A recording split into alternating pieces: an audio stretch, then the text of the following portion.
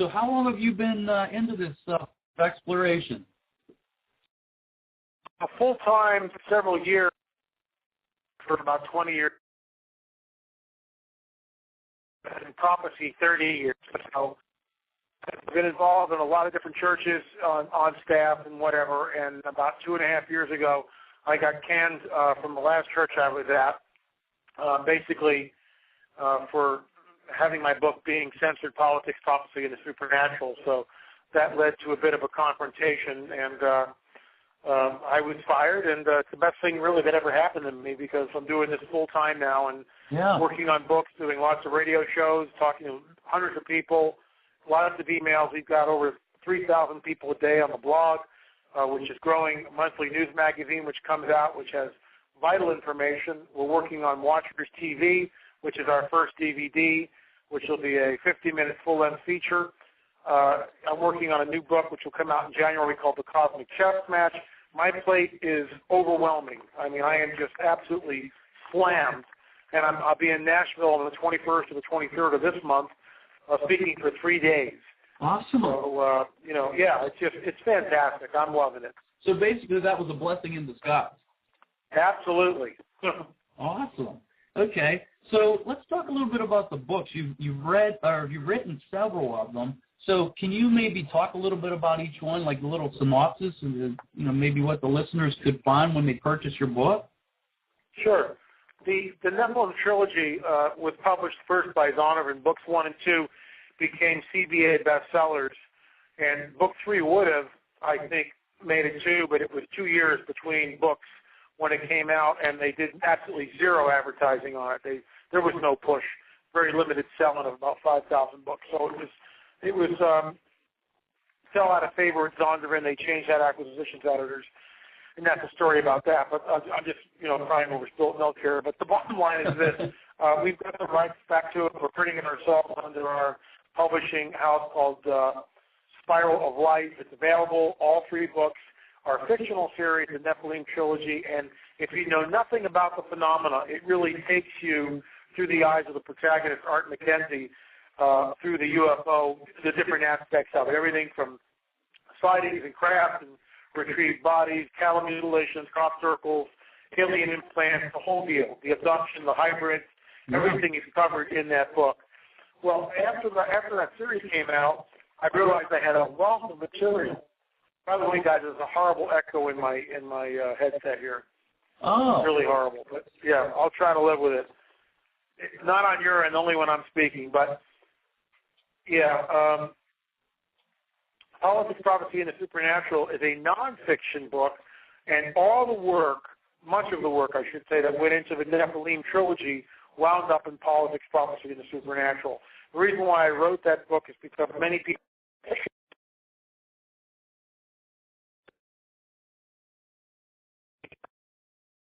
to get the information out in a way that people could use.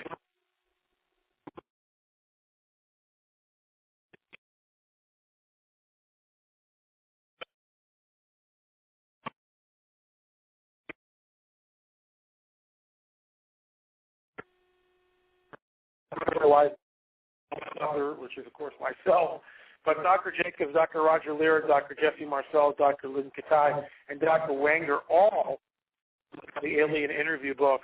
So you'll find a fascinating read. If you're a skeptic or you're not sure about the phenomena, this is a great place to start. Yeah, you mentioned some keys right there, and sure. A few of which have been on the show at one time or another. There you go. That's pretty cool. Okay, so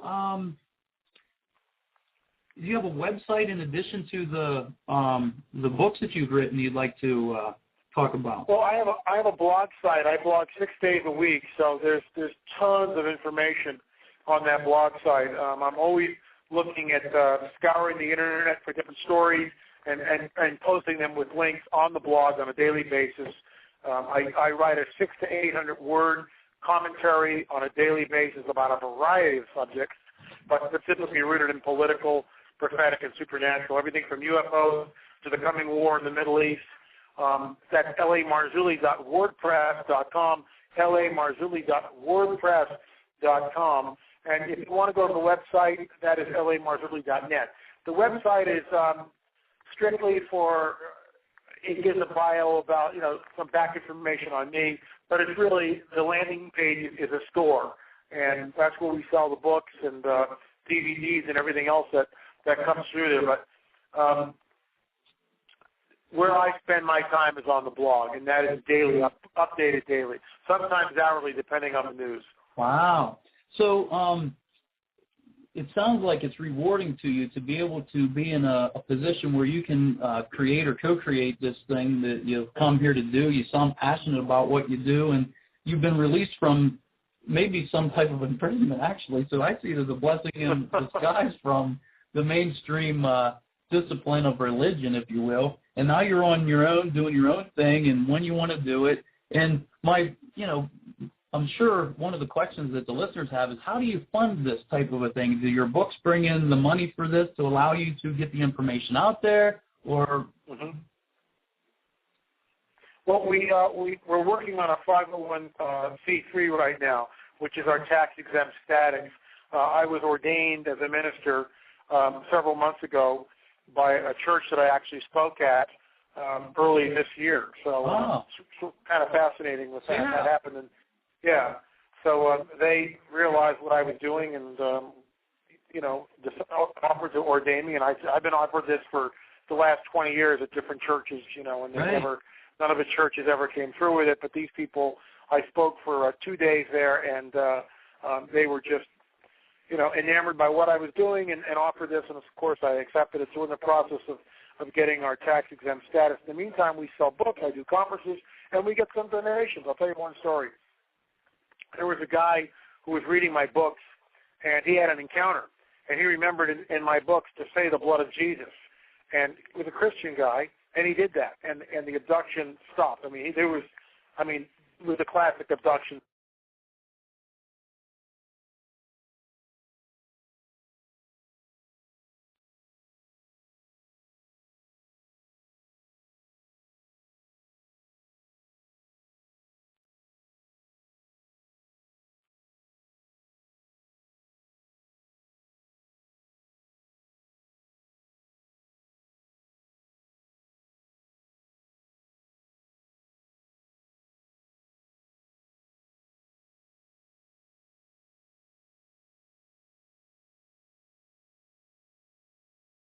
Hey, LA, you with us?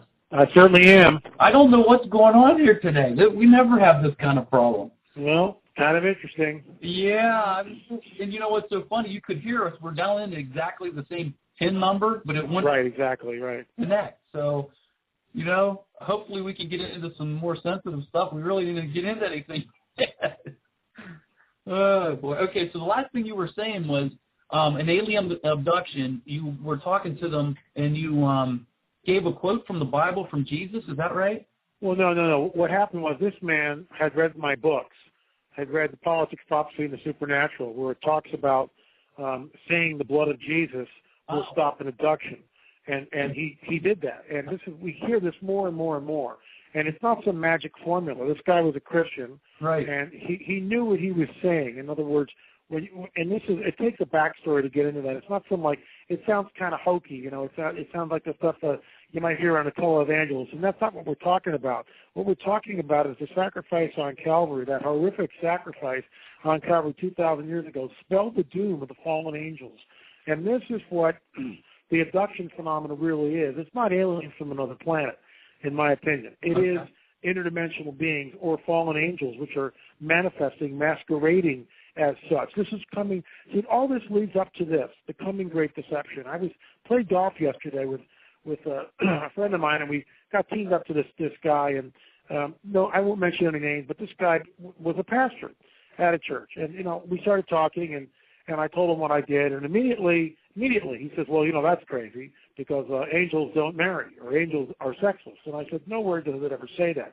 And the whole point of this is to say this, that this guy, with all due respect to him, was incredibly arrogant, and he probably thinks the same of me. He probably thinks that I'm arrogant. But the bottom line is most people have never done a modicum of research on this. I've been doing this for 20 years. Right. Okay? I've read the Book of Enoch. I've looked at the Dead Sea Scrolls. I've done my homework.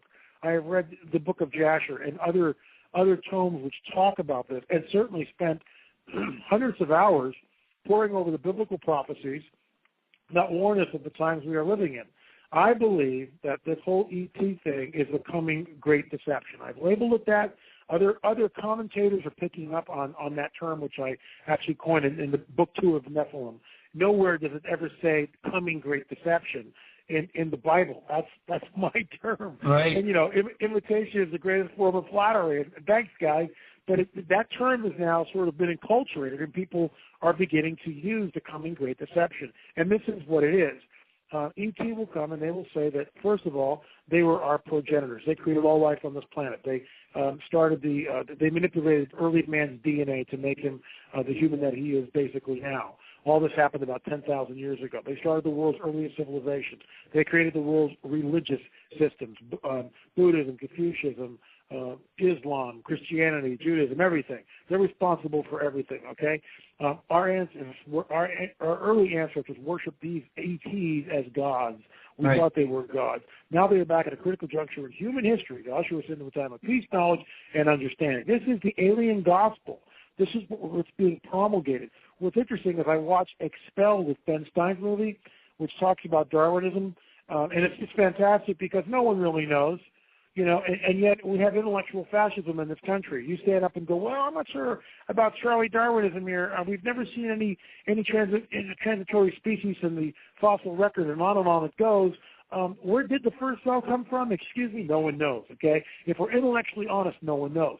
But if you try to even mention intelligent design, you're looked at as Neanderthal. Well, excuse me, when you sit down with the world's premier Darwinist, Richard Dawkins, and Stein poses that question. You know what Dawkins tells us?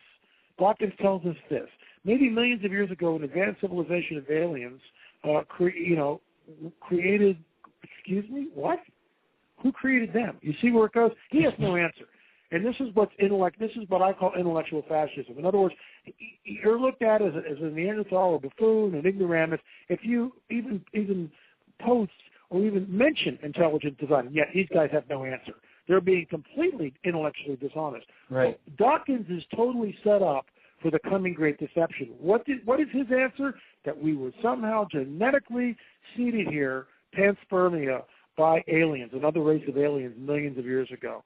I mean, it's happening all around us. Wake up, people. Mm-hmm. Many people have spoken about a false flag event, and there have been other maybe false flag events in the past, but people are predicting this. Different people on my show, and if you peruse the internet or YouTube or anything like that. So this isn't really new what you're saying to me, and it's sure. It's interesting to hear it from your perspective. So what do you think? What do you think is going to play out in the next coming years? I think at some point there'll be disclosure. I've written about this extensively in Politics, Prophecy, and the Supernatural. Okay. All three of these things intersect with each other. Watch the Middle East. That's where the flashpoint will happen. It will change the entire globe as we know it. There will be radiological bombs that will go off in the United States, which are already embedded here in American cities, between 2 and 20 of them. They've been here. And I'll tell you why I know that. You think, well, L.A., what's your, you're just pulling rabbits. No, I'm not. And I'll tell you why. The southern border has been porous, still continues to be porous, which is why we're getting all the violence in Mexico, because they can't bring their poison into the United States, at least not in the vast quantities that they did several years ago before the border fence was almost completed. A little sidebar here. You want to know how our health care, Obamacare, is going to work? They can't. The federal government can't complete a fence. It's taken them 9 years, and the fence is still not completed. Now, how the heck is the federal government going to manage health care for 300 million people? It's never going to happen. It's an absolute flippant impossibility. So if they can't build a fence and close the borders, give me a break. Anyway, hopefully it'll be repealed and we won't have to go down that socialistic road. But all that to say this, we know that the southern border remained porous, certainly in the 90s. Osama bin Laden, how it is called a fatwa from an imam. A fatwa is a religious decree. An imam is a Muslim priest or pastor type of deal. Okay, that's the way to correlate those two. And in that, he was allowed to use weapons of mass destruction against the infidel, okay, and to kill non-combatants. That's what the fatwa was. Hooray! So we know that the Ruskies, the former Soviet Union, had lots and lots of missing suitcases. A suitcase nuke is a small device, nuclear device, fits in a footlocker, hence the name suitcase nuke, and it was about the size of a Hiroshima or Nagasaki. Well, the detonation codes, first of all, are not available. But guess what? They make great radiological bombs, and that's what the dirty bombs. When you look at, what is the dirty bomb, L.A.? Well, just Google Chernobyl. That's what a dirty bomb does. Chernobyl completely contaminates an area, makes it completely inhabitable for centuries. You can't go back in. Chernobyl is a ghost town today. And, of course, Chernobyl is the site of the worst nuclear reactor disaster in the history of the world. I mean, this thing leaked, and thousands of people were poisoned, and the entire area is cordoned off. You can go in there with a hazmat suit, but you can only stay a certain amount of time, and then you have to leave because eventually it'll kill you. Yeah. So a radiological bomb, suitcase nukes, are embedded in the country. You say, well, how do I know that? Okay. About 4 months ago, Hillary Clinton stands up on a Monday morning and says, by the way, we know that terrorists are trying to smuggle in weapons of mass destruction in American cities. Hillary, why are you saying this on a Monday morning? I mean, we're just getting back into the week. Why now? Why are you announcing this at a press conference? Well, 2 days after this, and I need to set the climate. This is when Iran was, still saber-rattling and going, we're going to load those fuel rods into the reactor, and of course they did. Nothing happened. Israel didn't strike. We didn't strike. A lot of posturing, a lot of maneuvering, a lot of ships in the Red Sea and the Straits of Hormuz, and this whole deal, all sorts of stuff going on. Russia moves its S-300 anti-missile systems in Astasia, which is the northern part of Georgia, which blocks the Israelis an air raid to Iran by that. I mean, it was a whole chess match thing going on in the Middle East. So 2 days after Hillary Clinton, this is months ago now, announces that terrorists are trying to put weapons of mass destruction in American cities, Mahmoud Ahmadinejad stands up and goes, if we are attacked, if the Iranian nation is attacked, we will detonate weapons of mass destruction in American cities. Hello? Is this more bluster? Is this guy just full of hot air, or does he know something that most American people don't? And he threw that card on the table. We haven't heard anything about it since. But guess what? No one did doodly squat to the Iranians. A week after that announcement, a German journalist comes up with a piece saying that Osama bin Laden has been in Iran for a number of years. Well, isn't that interesting? Where's the one place Osama bin Laden could go that we can't catch him? Iran. It's the only place on the planet that we can't get him. We can close in on Pakistan, and we almost did. So here's a quid pro quo. Connect the dots. Osama bin Laden goes to the Iranians. Now, first of all, Osama is Sunni Muslim. Most of Iran is Shia Muslim. So now you've got this 1,300-year-old schism between the two sects of Islam. They hate each other. However, there's an old saying in the Middle East, the enemy of my enemy is my friend. Mm-hmm. And so here's the quid pro quo. Osama says, I need a place. I need to bring about 100 people into your country. Remember, Pakistan bumps up against, very close to Iran there. It bumps up against next to it. It's very, very close. So geographically, it's extremely close to Iran. So Osama goes, look, I need a place. I'm being hunted down. I don't have long. They're going to catch me. You hate the Americans. I hate the Americans. The enemy of my enemy is my friend. I will give you give me safe passage to your country. You put me up here. You give me refuge. I will give you access to the sleeper cells in U.S. cities which have the dirty bombs implanted. And the Iranians just start doing a little Hitler-esque jig. They can't even believe it. Osama, babe, come in. We love you. Right. And that's what I think has happened. And that's why no one did anything in Iran, because they know. See, the Iranians aren't stupid. They're not. First of all, the Iranians are Aryans. They're not Arabs. So it's a whole different mix of people here. A completely different deal. And what they've done strategically, they had armed themselves to the nines, by the way, in the Straits of Hormuz, the place where 40% of the oil comes through. Okay, the Straits of Hormuz. Iran, on the side of the Straits of Hormuz that borders up to Iran, bristling with missiles, bristling. I mean, they're not even camouflaged. In other words, if you attack us, the first thing we do is we radiologically bomb the Straits of Hormuz. Nobody's getting through here. Mm-hmm. No oil's coming through. And guess what? The other place is called the Gate of Tears, which is in the Red Sea, which is by Yemen. Guess who's in Yemen? stirring up the pot, the Iranians. It's a pincer maneuver. I mean, they've got it in two places. They will strangle, cordon off the lifeblood of this planet, which is oil. Oil, if they do that in those two places, that's over 60% of the world's oil. Granted, people have reserves, we have reserves, but you'll watch oil spike well over $200 a barrel, and it will go flying through the roof. Now, all that's the backstory to get to this point. The war is coming in the Middle East. It was prophesied 2,600 years ago by a prophet Ezekiel. And it gives us a list of nations which will come up against the land of unwalled villages in the last days. First of all, it also says that Israel will be regathered from the four corners of the earth and reestablished in their ancient homeland. Well, Israel was completely denuded of trees by the Turks.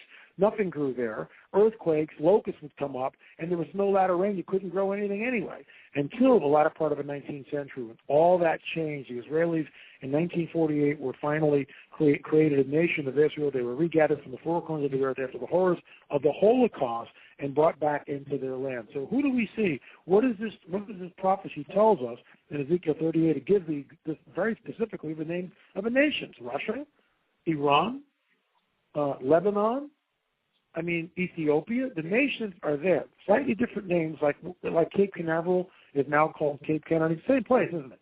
Mm-hmm. Now it's called Cape Kennedy. Well, Iran used to be called Persia until the latter part of the 20th century, after the revolution. That became Iran.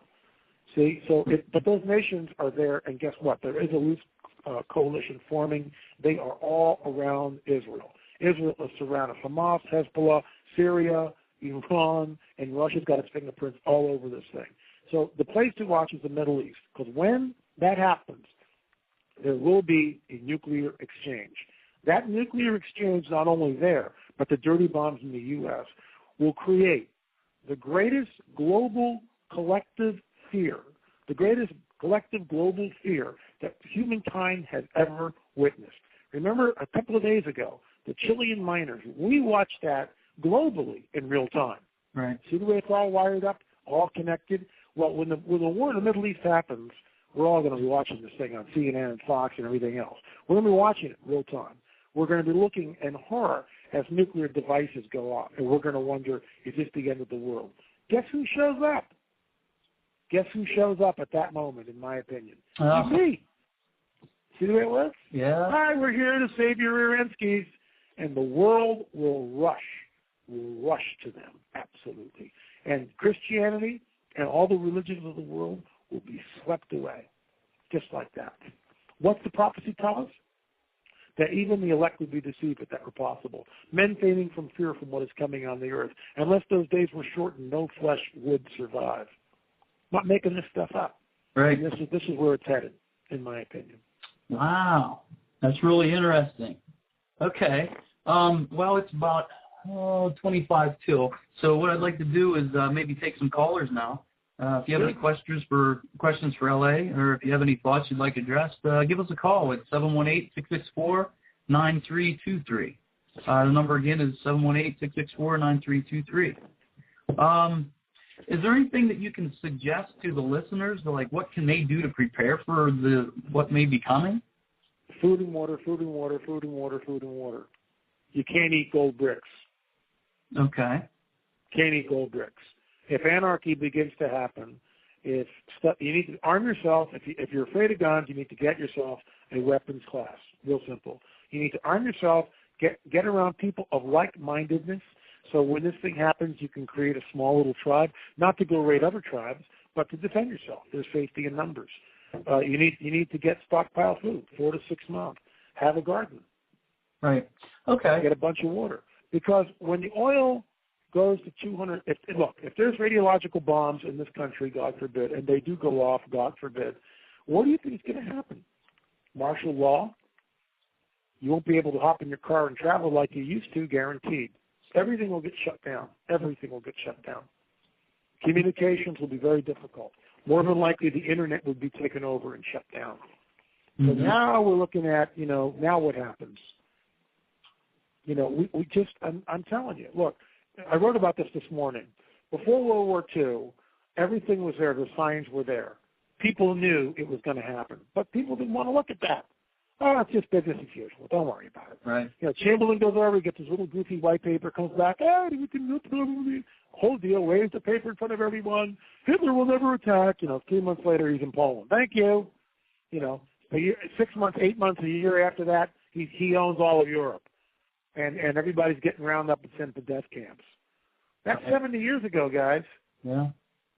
That's 70 years ago. So what do you think? You think people are different? You think anything's changed? Of course not. Yeah. So what do you think the towards alternative is here, though? Like, say these ETs do come in, and give me a different scenario. Like say that the people that aren't fearful and they respect themselves and all that kind of stuff. What is the hope for the person that doesn't believe that these ETs exist, or maybe they exist, but they're not our gods? Like, where does humanity stand at that point? Well, there's another prophecy which says that there'll be a great falling away before the Antichrist is revealed.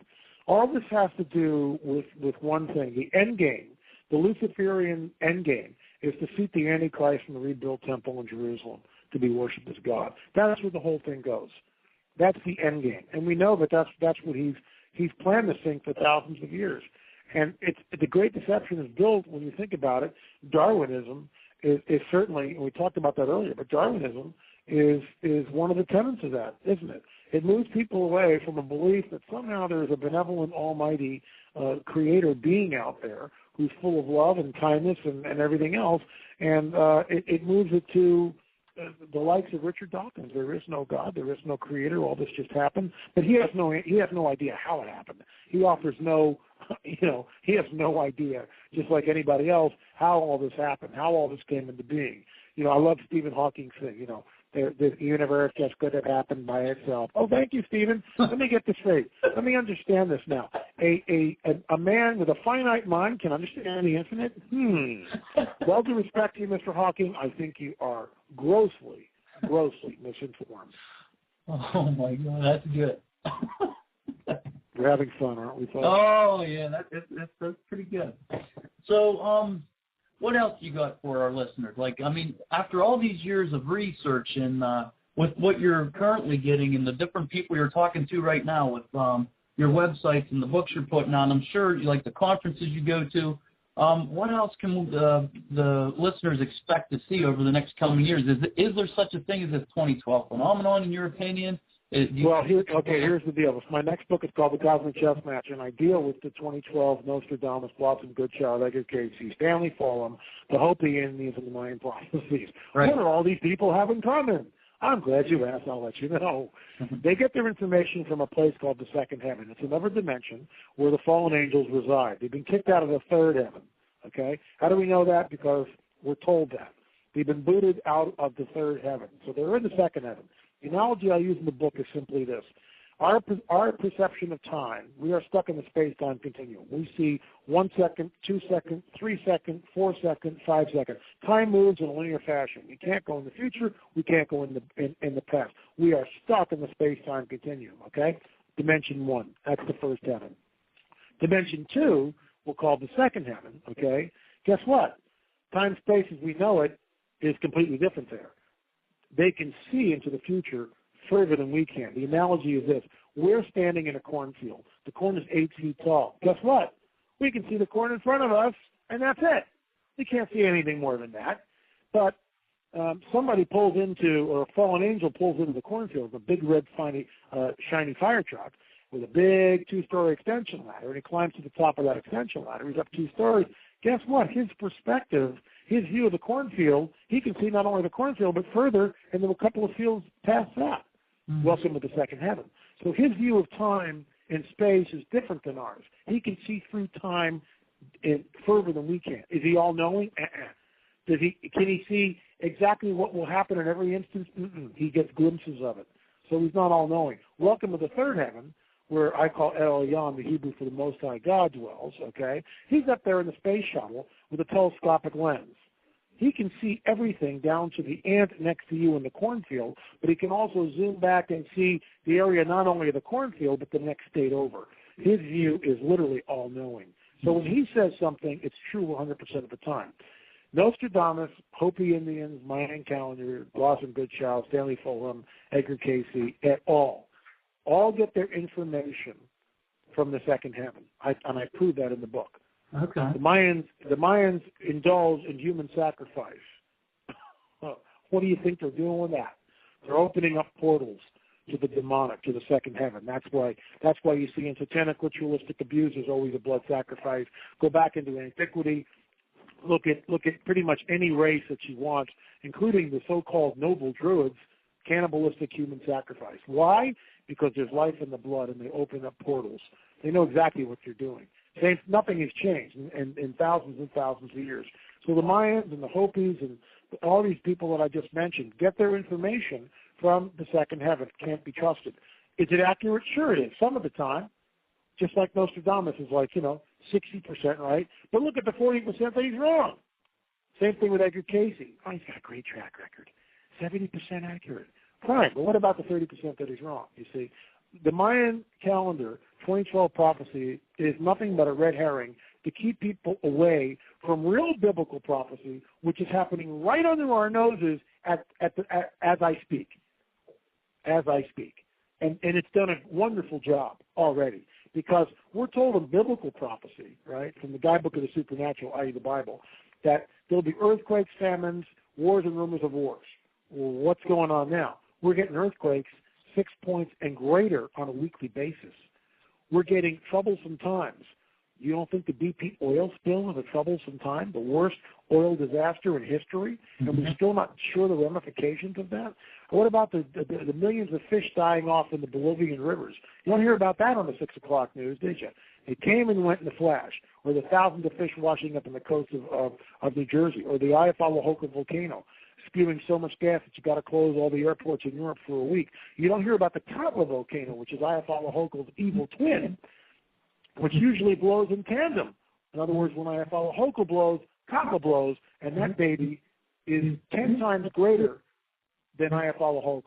In other words, that could create a mild nuclear winter. If the BP oil spill has really stalled the Gulf Stream, is that how we're looking at all the weird climate changes? What about the locust plague in Australia right now? What about the 1,000-year drought in Russia, which resulted in 500 to 600 fires?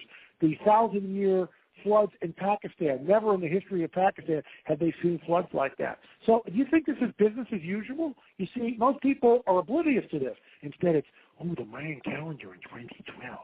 What's going to happen? Excuse me, it's happening right now. We are seeing the signs are here. Wake up, because they're here. And this is just the beginnings of the birth pangs. We're not in the tribulation yet. Wait till it really starts to hit the fan. But see, it already is.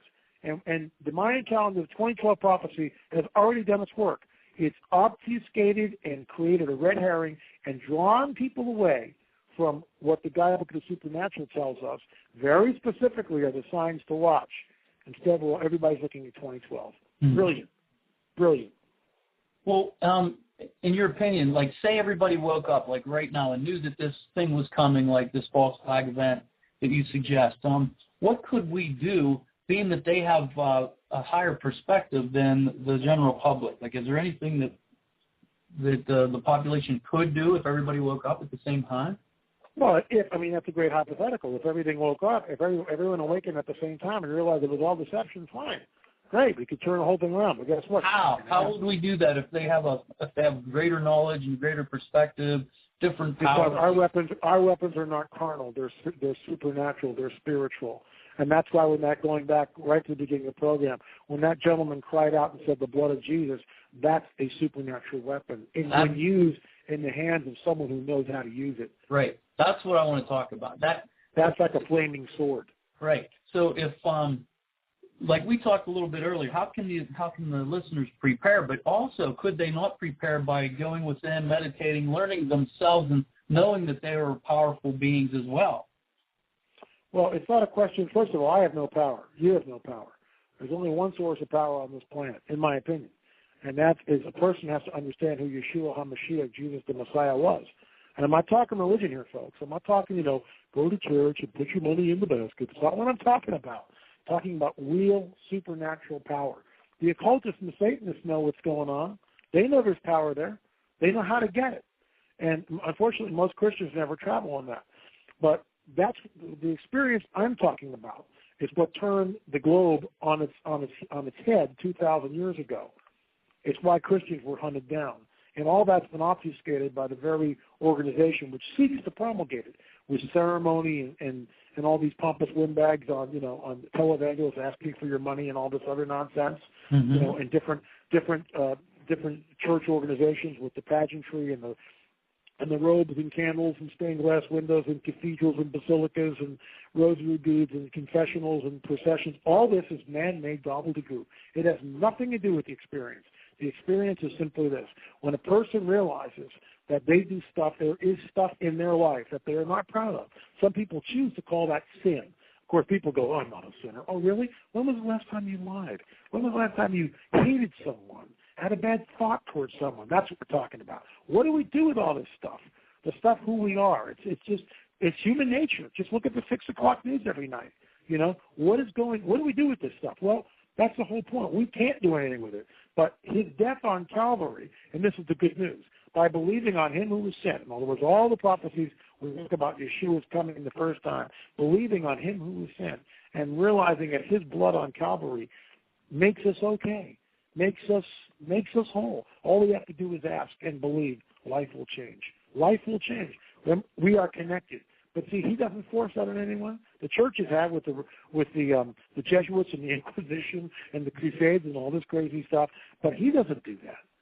You have to ask for it. Right. You have to ask for it. You have to go, okay, I've screwed up. Yeah, I got that.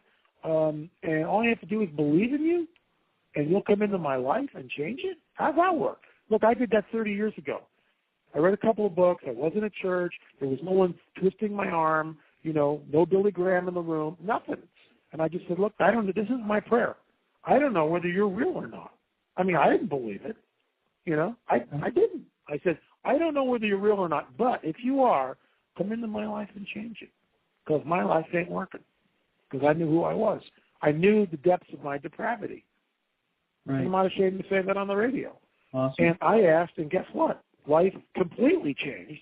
And, I mean, that's another 3-hour conversation. But that's 30 years ago, and now I do this full time. Yeah. So that's what, if you want to prepare, that's how you need to prepare.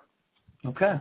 Can you tell the listeners one more time what your website is again? I'd love to. It's www. I wish there was another way of saying that. Yeah, right. You have to go www. It's got to be a quick way of, Anyway, lamarzulli.net. lamarzulli.net is the website. But go to the blog. There's links to the website on the blog.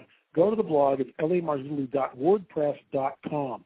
And I blog 6 days a week on a variety of subjects.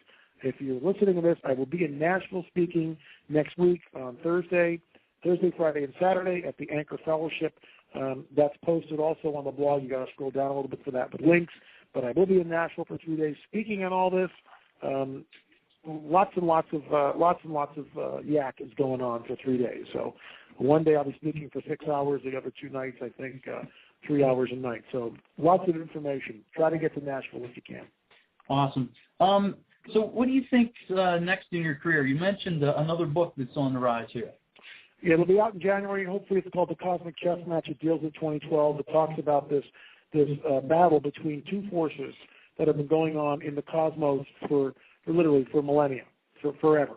And it's about to spill over on this planet. Indeed, we are seeing the signs, which I mentioned a few minutes ago, the earthquakes and the famine and the pestilence and all this stuff, wars and rumors of wars, troublesome times. It's about to spill over onto the planet. That was prophesied thousands of years ago. And the Cosmic Chess Match is real, and it does have an end. We already know who the winner is. Isn't that interesting? And but it is about to spill over. Indeed, it is spilling over now. Absolutely.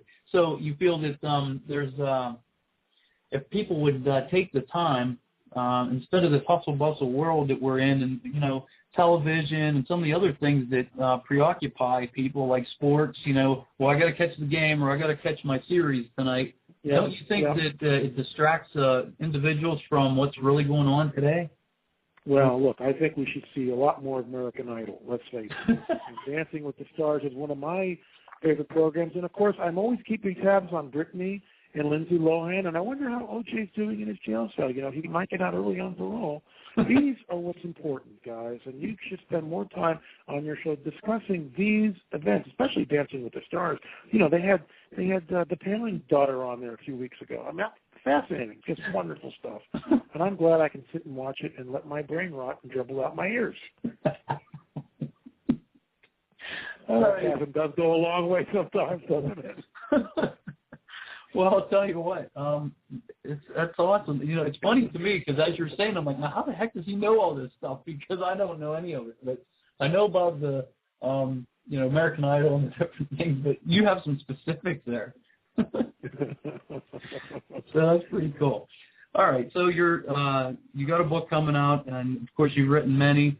You do a blog talk, a blog 6 days a week, which is awesome. 6 days a week. Awesome. I want to thank you for being on the show. And, hey, guys, my pleasure. Really great to be here. Let's do it again soon. Absolutely. I want to get you back on in the near future. But one other thing I'd like to suggest is I have a television show I started 3 weeks ago that once you get your Skype up and running, they do a split screen, and they focus on my laptop, which, of course, would be you, and then I'm on the other side of the screen, and we do this split screen television show for about an hour. I do it every Wednesday from 9 to 10 in standard daylight time. Definitely it'll be fun to do. As soon as I get my Skype up and running again, we'll do it. Awesome. And then is there anything you'd like to leave our listeners with? Well, look, we are living in tumultuous, tenuous times. People need to understand that this stuff is coming down. You know, you need to decide and look at these prophecies written in the guidebook of the supernatural, i.e. the Bible. You know, get the religious nonsense out of your head and all the stuff you think you know because you don't know it. And you need to understand that this stuff is real. This battle has been going on. It's about to spill over, that the prophecies that were written are coming to pass right in front of our eyes. They have for 2012. That's just a red herring, as I stated before. Arm yourself. Know what's coming. Read about it. If you're not sure what to read about it, go to my blog site because I talk about this stuff all the time, lamarzulli.wordpress.com. If you don't get one of my books, get some of the other books that are out there. We're talking about the same thing. But arm yourself, understand, you make your own decision. You know, you don't know what you don't know. And unless you do your own research and take the time to do it, turn off the stupid idiot box and dig into a book and look at some facts, do the research yourself, and see if what I'm talking about isn't true. I think you will agree that something is coming and it is ominous.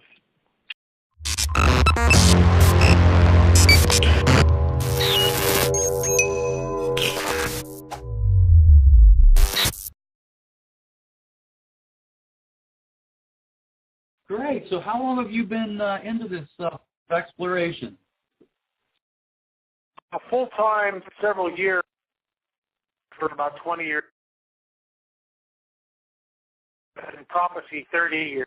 So I've been involved in a lot of different churches on staff and whatever, and about 2.5 years ago, I got canned from the last church I was at, basically for having my book being censored, politics, prophecy, and the supernatural. So that led to a bit of a confrontation, and I was fired, and it's the best thing really that ever happened to me because I'm doing this full time now and working on books, doing lots of radio shows, talking to hundreds of people, lots of emails. We've got over 3,000 people a day on the blog, which is growing, a monthly news magazine which comes out, which has vital information. We're working on Watchers TV, which is our first DVD, which will be a 50-minute full-length feature. I'm working on a new book which will come out in January called The Cosmic Chess Match. My plate is overwhelming. I mean, I am just absolutely slammed. And I'll be in Nashville on the 21st to the 23rd of this month, speaking for 3 days. Awesome. So, it's fantastic. I'm loving it. So basically that was a blessing in disguise. Absolutely. The minister several months ago by a church that I actually spoke at early this year. So it's kind of fascinating with that. That happened. And, so they realized what I was doing and, just offered to ordain me. And I've been offered this for the last 20 years at different churches, and none of the churches ever came through with it. But these people, I spoke for 2 days there, and they were just, enamored by what I was doing and offered this. And, of course, I accepted it. So we're in the process of getting our tax-exempt status. In the meantime, we sell books, I do conferences, and we get some donations. I'll tell you one story. There was a guy who was reading my books, and he had an encounter. And he remembered in my books to say the blood of Jesus. And he was a Christian guy, and he did that. And the abduction stopped. I mean, it was a classic abduction.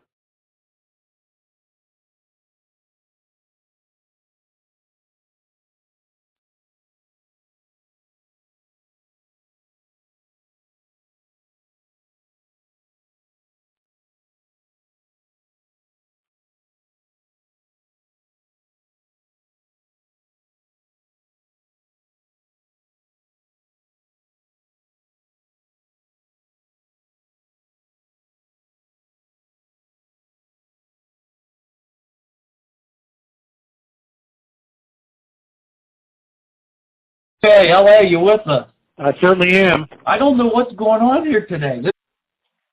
Politics, Prophecy, and the Supernatural is a nonfiction book, and all the work, much of the work, I should say, that went into the Nephilim trilogy wound up in Politics, Prophecy, and the Supernatural. The reason why I wrote that book is because many people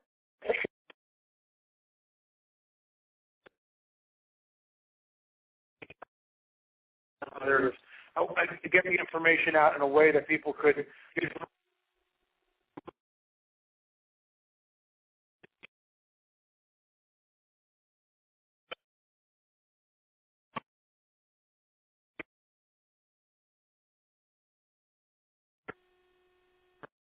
realize, which is, of course, myself.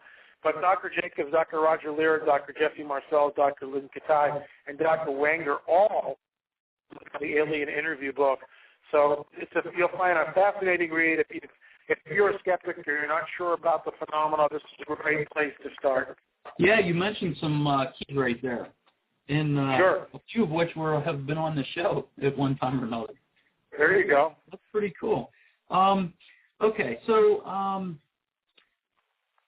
do you have a website in addition to the books that you've written you'd like to talk about? Well, I have a blog site. I blog 6 days a week, so there's tons of information on that blog site. I'm always looking at scouring the internet for different stories and posting them with links on the blog on a daily basis. I write a 600 to 800 word commentary on a daily basis about a variety of subjects, but specifically rooted in political, prophetic, and supernatural, everything from UFOs to the coming war in the Middle East. That's lamarzulli.wordpress.com, lamarzulli.wordpress.com. And if you want to go to the website, that is lamarzulli.net. The website is strictly for, it gives a bio about, some back information on me, but it's really, the landing page is a store, and that's where we sell the books and DVDs and everything else that comes through there. But where I spend my time is on the blog, and that is daily, updated daily, sometimes hourly, depending on the news. Wow. So it sounds like it's rewarding to you to be able to be in a position where you can create or co-create this thing that you've come here to do. You sound passionate about what you do, and you've been released from maybe some type of imprisonment, actually. So I see it as a blessing in disguise from the mainstream discipline of religion, if you will. And now you're on your own, doing your own thing, and when you want to do it. And I'm sure one of the questions that the listeners have is, how do you fund this type of a thing? Do your books bring in the money for this to allow you to get the information out there, or? Mm-hmm. Well, we're working on a 501c3 right now, which is our tax-exempt status. I was ordained as a... Awesome. Okay, so let's talk a little bit about the books. You've read, or you've written several of them. So can you maybe talk a little bit about each one, like the little synopsis, and maybe what the listeners could find when they purchase your book? Sure. The Nephilim trilogy was published first by Zondervan. Books 1 and 2 became CBA bestsellers, and book 3 would have, I think, made it 2, but it was 2 years between books when it came out, and they did absolutely zero advertising on it. There was no push, very limited selling of about 5,000 books. So it was fell out of favor at Zondervan. They changed that acquisitions editors, and that's a story about that. But I'm just crying over spilt milk here. But the bottom line is this: we've got the rights back to it. We're printing it ourselves under our publishing house called Spiral of Life. It's available. All 3 books are fictional series, the Nephilim trilogy, and if you know nothing about the phenomena, it really takes you through the eyes of the protagonist, Art McKenzie, through the UFO, the different aspects of it, everything from sightings and craft and retrieved bodies, cattle mutilations, crop circles, alien implants, the whole deal, the abduction, the hybrids, everything is covered in that book. Well, after that series came out, I realized I had a wealth of material. By the way, guys, there's a horrible echo in my headset here. Oh. It's really horrible. But, yeah, I'll try to live with it. Not on your end, only when I'm speaking. But, yeah,